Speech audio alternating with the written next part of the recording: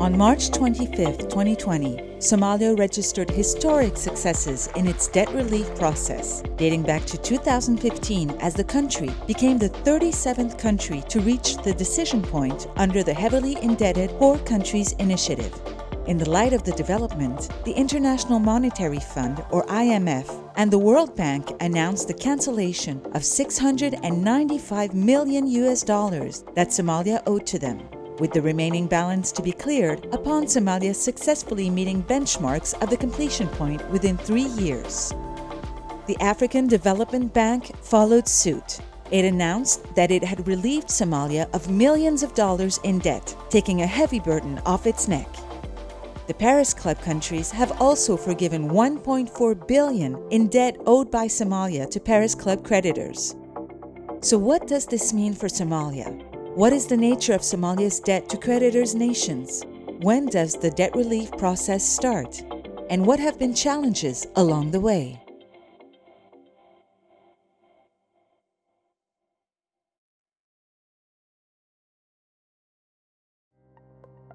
Ever since Somalia's independence, successive governments entered into bilateral and multilateral agreements with foreign governments and international financial institutions to boost socio-economic and infrastructure development in the country. The country received its first loan from the Soviet Union in 1962. During the tenure of the military rule, Somalia undertook ambitious development projects as part of its public investment program, a flagship program for the revolutionary government.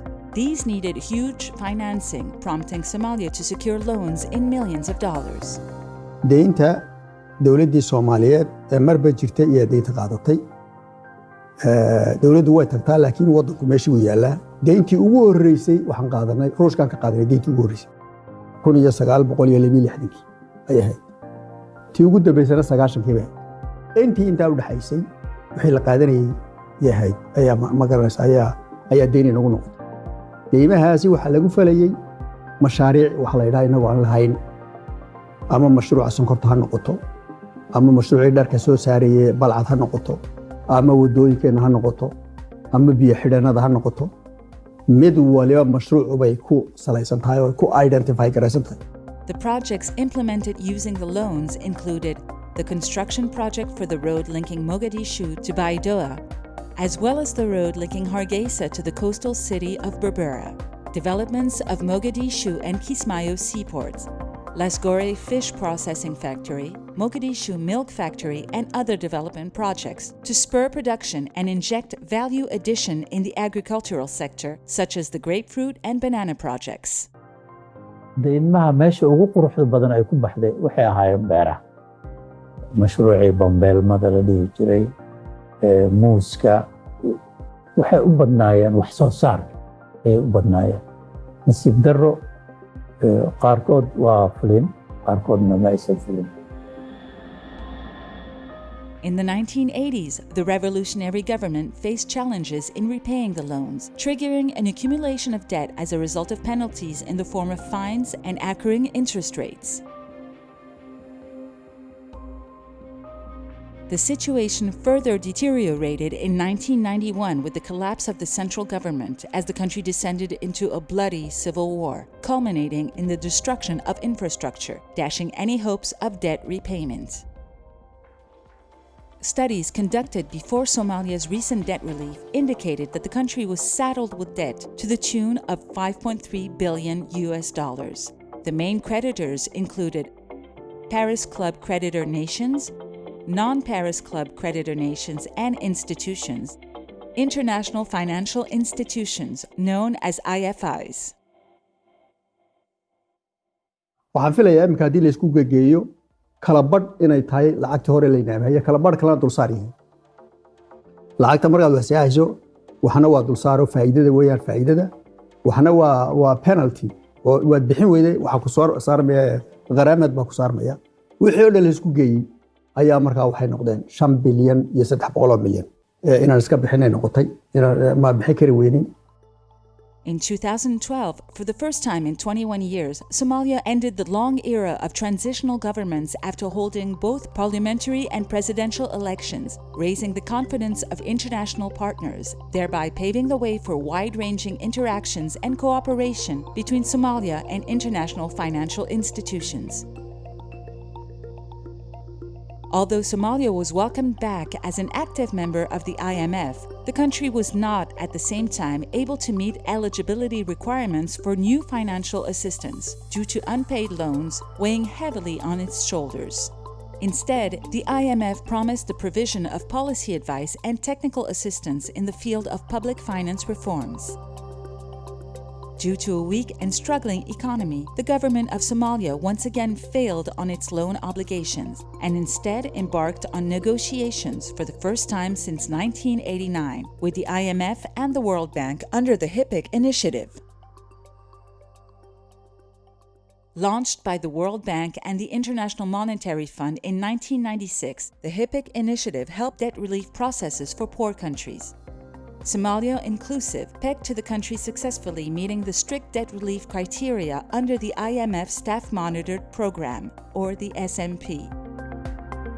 waa wado la maro weeyaan wadadana cid walba iskama mari karto leena qof walba uu jeclaan lahaa in deynta laga dhaafi maayo laakiin hab baa loo baahan yahay conditions baa loo baahan yahay shuruud in la fuliyo loo baahan yahay shuruudaya waxa soo dhan baa la isla gartay wadanada qaar baa dhibaato ku dhici way iska bixin kari waayay dhibaatada hadda iyagu keensadaan oo financial management khariban yahay si looga dhaafaa way adag tahay adaa dembiga galay weeye laakiin haddii ay ku dhacdo dhibaatooyin kale waaweyn oo aan laga soo kaban karin wadan islaayay oo kale sidii keen oo kale wadan dhaqaalihiisa dhulka galay oo iska bixin kari waayay laakiin sidii kale doonaya inuu tallaabooyin qaado wadanadu markay noocaas kala noqdaan adduunka isku wada xidhana waxa la leeyahay wadankaasi hadduu saasi ahaado dad baa ku dhimanaya ku leeanaya waxa lala qabto waa adduunka isku imanay mar arrinta deynta waa arrin aad u culus ahayd intii muddo dheerna way qaadatay dowladdii ka horreysay ayaa soo bilowday in heshiis la gasho hay-adaha caalamkaas yeeshee dowladdan 2017 marka ay soo istaagtay shayga ugu horeeya ishordhigtaba waxay ahayd markii la arkay deynta Soomaaliya lagu leeyahay inta ay dhan tahay culayskeeda in ay marka heshiisyadii caalamka aan la galnay sida ay yihiin in loo fuliyo. Somalia's current debt relief process commenced in mid-2015 when the IMF and the Somali government signed a memorandum of understanding which would require Somalia to successfully complete 4 stages of the debt relief process, each with its individual criteria monitored by IMF. IMF World Bank waxayna soo hordhigeen 84 shuruud sharti ah waxyar maahan 3 sano 4 sano 84 sharti ayay ahayd dowladda Soomaaliyeed inay ka tallaabsato si ay u soo gaarto meel lagala hadli karo in deynta laga cafiyo. In solidarity with Somalia, the IMF hailed the formation of Somalia's technical working group to support and facilitate Somalia's efforts to achieve debt cancellation under the IMF Staff Monitored Program.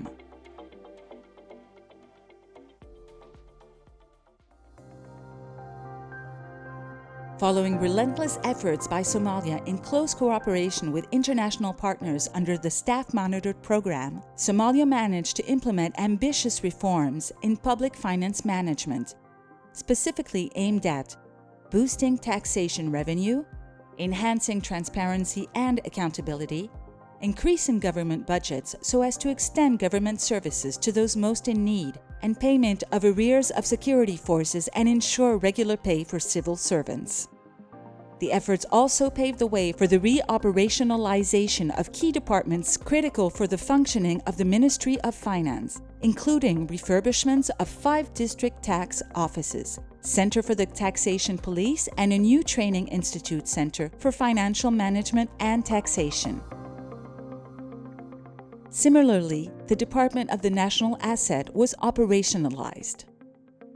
These achievements have been largely attributed to the hard work and perseverance of the Somali people and government after meeting a number of requirements, among them the collection of tax revenues from businesses, air and sea sources, non-renewal and non-provision of businesses' licenses and government contracts for any company or institution that fails to pay due tax, non-payment of soldiers and civil servants who do not have bank accounts in the country's banks, sharing reports on the country's economy with international financial institutions, and transparency of government budget to be made public once a year after the approval of the national auditor.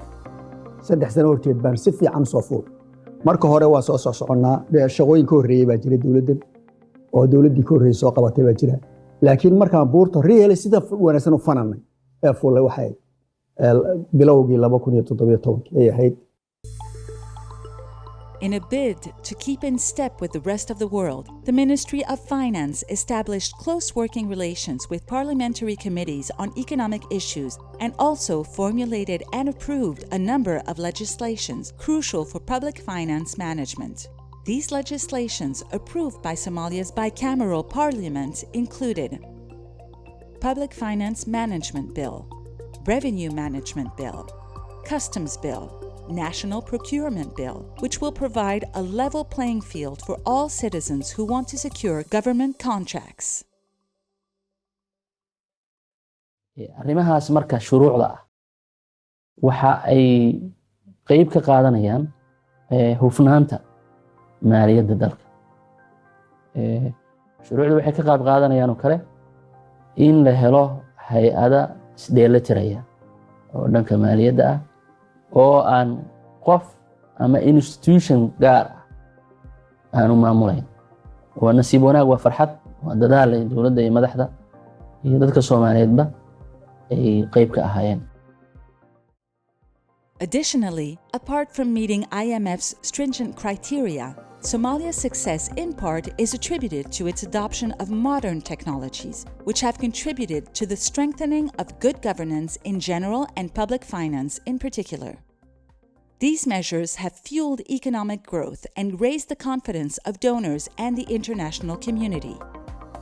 Sidaad ogtahay, isbeddel weyn ayaa ku yimi xagga ururinta dakhliga laga soo bilaabo 2017 ilaa iyo haddana aynu joogno. Tusaale ahaan markaan ku siiyo 2017 dakhliga soo xirooday ee gudaha ka soo xirooday wuxuu ahaa 142 milyan. 2018 wuxuu ahaa 189 milyan.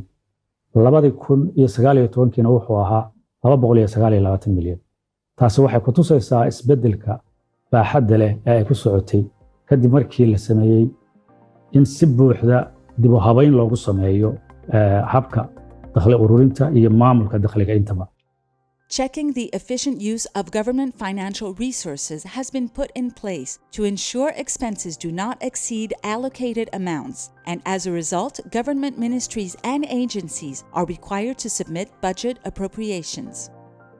These arrangements allow the government to avoid incurring loans that may contradict debt relief benchmarks. muhiimadda ugu weyn oo xafiiskan xisaabiyaha guud uu ka shaqeeyo waxay ahayd commitment control. wax la yiraahdo commitment controlka wuxuu xadidayaa wasaaradaha inayna iska gelin qarash deyn inta iska soo qaataan hanala ka bixiyo ayna dhihin. deynta intayna gelin ka hor waa inay hubsadaan maxaa heli karta oo qarash. Financial Management Information Systems is one of the most significant systems implemented so far by the Ministry of Finance to monitor government's financial activities, such as revenue collection data, follow-up of foreign financial support, payment of government expenses at federal and member state levels. Payrollka waa saxna wax walba hadda mushaaraadka dawladda cid aanan payroll ku jirin mushaar ma siino. qofkaan payroll ku jirin waa celinin. waxaan ana payroll soo sameystay. oo aragteeno eedo badanaa lagu galayo, dad badan miisaaniyadda ka qaylinayo, canshuurihii la qaadayo, dadkii canshuurtii iloobay. canshuurtii dawladda in la soo waxay ahayd dagaal adag ee ahayd. Fulfilling its functions of enhancing the country's domestic revenue, the government placed emphasis on streamlining revenue collection mechanisms and consequently managed to add $257 million to government coffers, an increase of almost 100%. This increase was secured from services provided by the government of Somalia. Financial support in the form of budget support for the government has also increased as the government continues to put in measures to ensure that such money is channeled through government accounts at the central bank. معها waddanku dakhli la'aan ganacsiga guud ahaan dhaqaalaha waddanka wax weyn kama bedelin laakiin waxa isbedela waxa weeye discipline-ka iyo qaabka management-ga iyo maamulka oo u shaqeynayo. The achievements include introducing changes to the budget structure to suit the functions of 3 branches of the government. Revenue sharing policies for the federal government and federal member states have been formulated and implemented. Budget was designed based on the functions of government.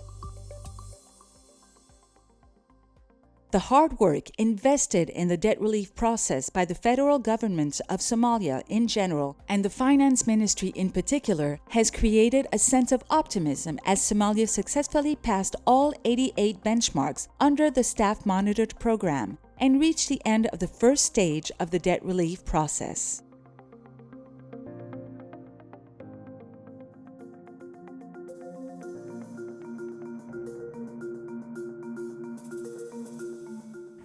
My name is Kristalina Georgieva. I'm the Managing Director of the International Monetary Fund. I want to congratulate each one of you on this momentous occasion. Your collective commitment to reforms has brought Somalia here to the HIPC decision point at a very difficult moment for the world. I recognize that what you have done has not been easy. The international community stands with you as you continue the journey to bring greater prosperity to all the people of Somalia. The IMF and the World Bank acknowledged that Somalia had taken the necessary steps to begin receiving debt relief as both institutions cancelled $695 million from Somalia's debt burden.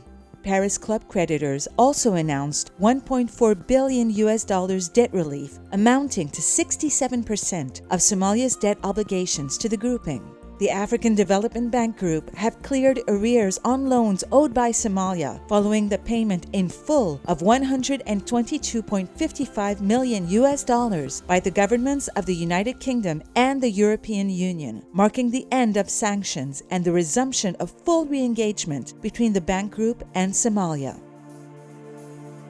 maxaan ka faa'iidnay deyn cafiska maxaan ka faa'iidnay deynun baa la cafiyey ma leenahay maxaan faa'iidnay waxa u horeeyay aan faa'iidnay oon doonayo dadka Soomaaliyeed inay fahmaan waxa weeye inaan intaan dadka la fadhiisano wax la saxeexano wixii aan la saxeexanay sidoo ahaa aan u fulino yaa ka faa'iiday in layna aamino yaa oo la yiraahdo Soomaalidu waxbay saxeexeen 2 sano horteed waxay saxeexeen siday ahaayeen bay u fuliyeen in la yiraahdo ta ugu weyn ugu important ta ugu faa'iido badan waa ta iyadoo taatay haddana waxa la inoo furay in adduunka deeqayna siiyaan inayna aaminaan awal lacagaha waxa loo dhiibi jiray mashaariicda adduunyada kale in inaga layna soo mariyo ayaynu faa'iidnay waxaynu faa'iidnay in kab miisaaniyad layna siiyo $100 milyan in layna siiyo. These successive achievements contributed to a significant reduction of Somalia's debt burden and increased opportunities for the Somali government to get foreign financial support. Securing Somalia's full membership in the World Bank's Multilateral Investment Guarantee Agency, which followed, should give the Somali private sector and international investors greater confidence to develop the country's economic potential. shuruudihiina lagu xiray oo dhan markaan fulinay adduunka inuu na aaminay maanta dowladda Soomaaliyeed maanta codkeeda in la maqlaayo oo hay'adaha caalamku ay dhageysanayaan waxaa marka hore waxaan ahayn dad dhuunta ka xiran la hayo deyn lagu leeyahay ana hadli karin oo cabiran maanta codkayaga adduunka waa laga maqli gaar ahaan hay-adaha dhaqaalaha adduunka gacanta ku hayo.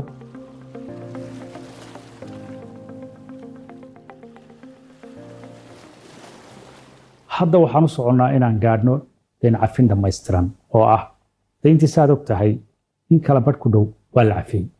inta kaleetana waxaa loo sameeyey barnaamij la yidhaahdo ECF. waxaa ku jira qorshayaal la rabo inay dowladdu fuliso, siyaasado iyo dib u habayn iyo dib u qaabayn xagga maaliyadda, xagga maaragtay istiraatiijiyada dhaqaale ee dalka. waxaa ku jira shuruudo hor leh. shuruudaha hor kale waxaan ku rajo weynahay sidii aan kuwii hore uga soo baxnay inaan uga soo baxno. To reach completion point under HIPC and secure full debt relief, Somalia will need to meet the following stringent benchmarks. Establish a further track record of good performance under an IMF program. Implement the other key structural reforms agreed at decision point. Adopt and implement its poverty reduction strategy for at least 1 year.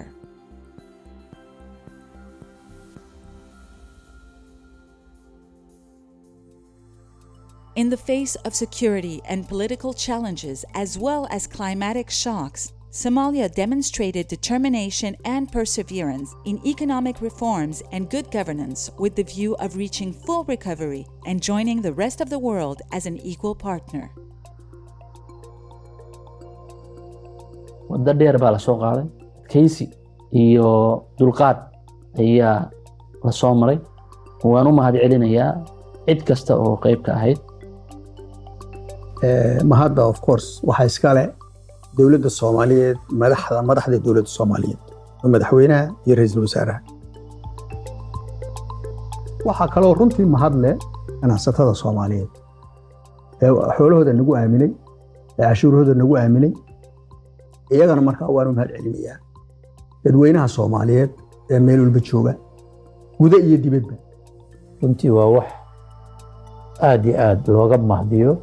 waxay dowladda Soomaaliyeed kaligeed fulisay maaheene, waxay ahayd ganacsatada Soomaaliyeed inay kala qayb galeen, shaqaalihii Soomaaliyeed inay kala qayb galeen, dowlad goboleedyada inay kala qayb galeen, baarlamaanka inuu kala qayb galay. sidaa ay tahay haddana hoggaanka ay u hayeen madaxweynaha jamhuuriyadda iyo ra'iisul wasaaraha.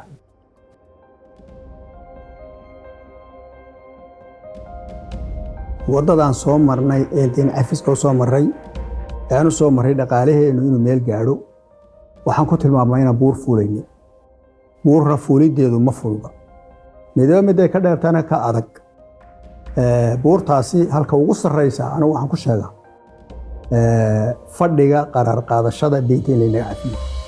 waxaa ii muuqata buurta dusheeda dad fadhiya oo ina sugaya baa ii muuqataanay. weligaaba soo dagaalano daaloo fadhiiso waxaa doonta halkaa markaa timaadaa shirka la qabanaya. haddaad ima weydo maad iman, kobtaasaa shirka lagu qabanaya, halkaa soo gaadh weya.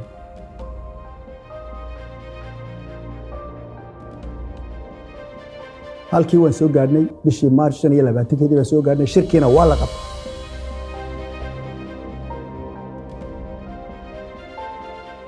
xaggeen uga kacaynaa markaa meesha? waxaan uga kacaynaa meesha dhaqaaluhu inuu sii adkaada ah. wax alla waxa dawladdu ku shaqayso waanaad iska bixin karaysaa. waxaad kalena aad soo amaahatay hadhow aad iska bixin karaysaa. ilaa iyo intaad taa gaadhayso waad hoosaysaa weli. ilaa intaad taa gaadhayso meesharka ugu dambeeyana waa kaa weli. marka buuraha yareer baa iyaa isdaba yaalla. waxaan u malaynayaa haddii la isku tashado, waanaan u malaynayaa maanta Soomaaliya way isku tashatay. haddii la isku tashado in 100 buurood oo kale laga gudbiyo yaan hubaan